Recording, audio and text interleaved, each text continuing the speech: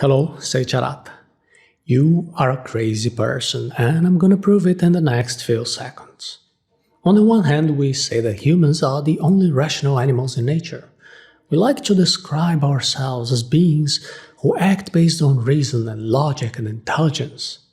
But if you analyze some of the decisions that you made in your life, you'll see that you're pretty crazy. You make decisions based on emotion rather than reason, especially when these decisions are financial. To encourage you to spend money, there is an army of advertisers, psychologists, data scientists, and many other experts all looking for strategies to steer your emotions. There is a branch of science just to study this, behavioral economics. Even if behavioral economists have already explained all these marketing tricks that you are aware of, you're still likely to fall for them again and again. After all, there is nothing rational about this kind of decision-making. It is all driven by emotion. For example, if I told you that the demand for diamonds comes from manipulation of the public opinion, do you think that this story would stop you from buying a diamond ring? Diamonds are the best example of how experts manipulate your emotions to make you spend money. You may think that diamonds are extremely rare gemstones extracted from nature, but the truth is that diamonds are not that rare. There is value in assets that are absolutely scarce, like Bitcoin, or that are simply hard to extract, like gold. There is a limited amount of gold on planet Earth, and there are already ideas of mining asteroids in the future. And that being said, both gold and Bitcoin are valuable because of their actual scarcity. However, in the case of diamonds, the valuation is more dependent on a manipulation of market perception. Until the 19th century, diamonds were perceived as a rarity. Only nobles and people from royal families had diamonds, but in 1870, diamond mines were discovered in South Africa. There was a sudden boom in the supply of diamonds. And as you learned in school, whenever the supply of a product goes up, the prices go down. That's what started to happen with the price of diamonds.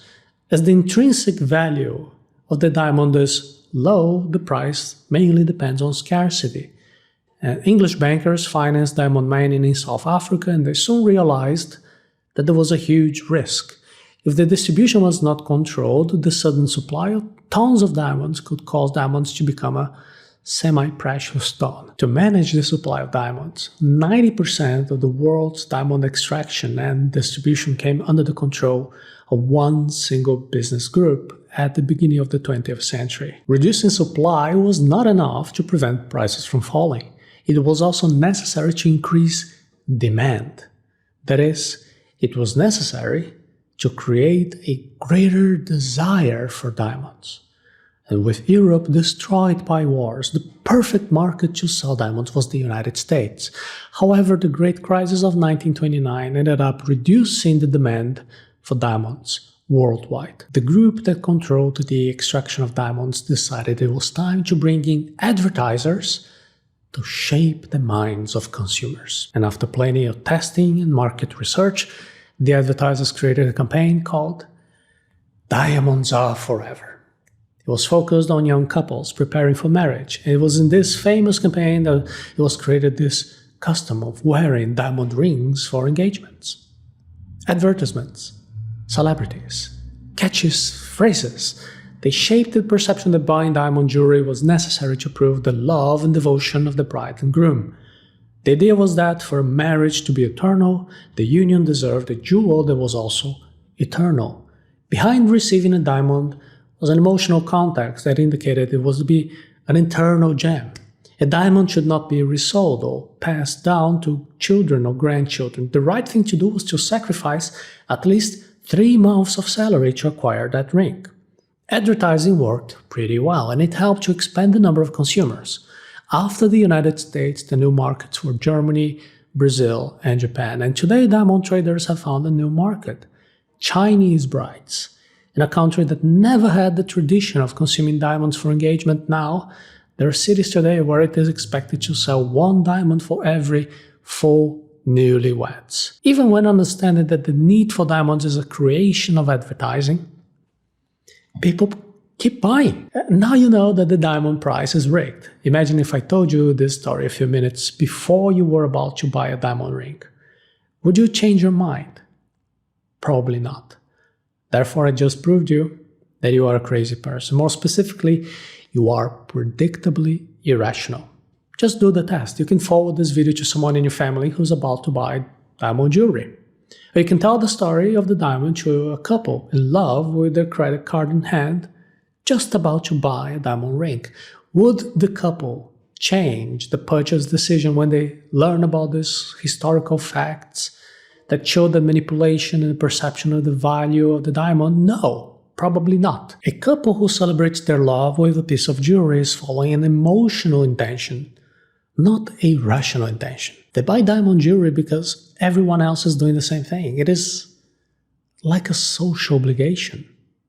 There is no rule saying that the engagement ring has to be made of diamond. This is not even an ancient tradition. It was merely a necessity crafted by advertising.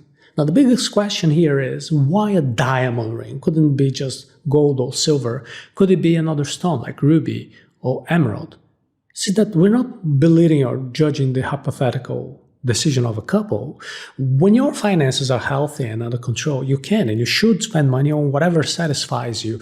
The problem is when a couple entering adulthood, about to get married and start a family, already has a lot of expenses. In addition to all these expenses, the couple leaves part of their money at the jewelry store to buy a gemstone that loses half of its value as soon as it leaves the store. If one day that couple needs to sell the jewelry, they will sell it for a much lower price than what they bought it for. The point to illustrate here with the story of diamonds and the buying decision of the couple in love is that we don't make choices based purely on rational information. We are manipulated at all times by specialized professionals trained to mess with our emotions. Therefore, we make fewer rational decisions than we should. And the same manipulation of diamonds happens every day with products that you consume. Now, you might be thinking, oh, this whole diamond story has nothing to do with you, because when you got married, you didn't buy a diamond ring, or maybe you will never going to marry, or maybe that you don't care about jewelry. But diamonds are just one example. Manipulation that artificially creates desires happens with many products and services that you consume unnecessarily. Just think about the luxury car, the shampoo with the smart ceramides, or the expensive clothes that bear the logo of a famous brand. Creating desires for you to spend your money on is an intrinsic part of the capitalist system. Even if you feel immune to these advertisements, they work with many people and they are forcing you to accept some of them out of social obligation. To make fewer emotional decisions, you need to admit your own irrationality. You need to know yourself and realize that many purchasing decisions are not based on reason. Many decisions are made on impulse, on emotion. The best way to resist this is to avoid temptations. If you can stay away from advertisements, skip the commercials or install ad blockers, or if possible, you can even pay for a premium version of the app to make it free from ads. There is no free lunch. If you're not paying money directly for a product or a service, you're paying indirectly in another way.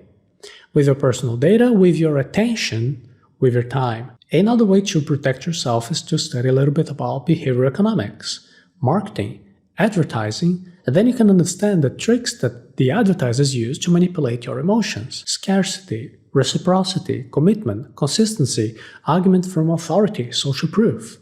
You're more likely to protect yourself. This is exactly what we do inside our financial education training, and you can see a masterclass right now by going to arata.se/money taboo. If you want a book tip, you can try reading Predictably Irrational by Dan Ariely. It is a book that shows how and why we make decisions that are driven more by emotion than reason. It is essential to have access to quality information. But what we do with the information is even more decisive.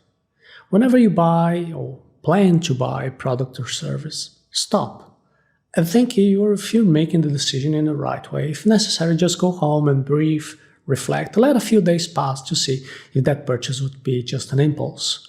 You don't have to be a greedy person who never opens the wallet for anything, but you need to take good care of your money to avoid being manipulated into spending it on things that you don't even need. We like to think of humans as rational beings who make decisions based on reason, logic, and intelligence, but we have to admit that most of our decisions are irrational, based on emotion. Sometimes we are very crazy, especially when we're talking about financial decisions. In today's conversation, we saw the example of how diamond traders created a need that didn't exist, manipulating the minds of millions of people to buy an expensive and unnecessary product. To avoid falling into traps like this, you need to increase your financial knowledge. Therefore, I invite you to learn more about our financial education training, Truly Wealthy, and you can see a special class on money taboos right now by going to arata.se/money taboo.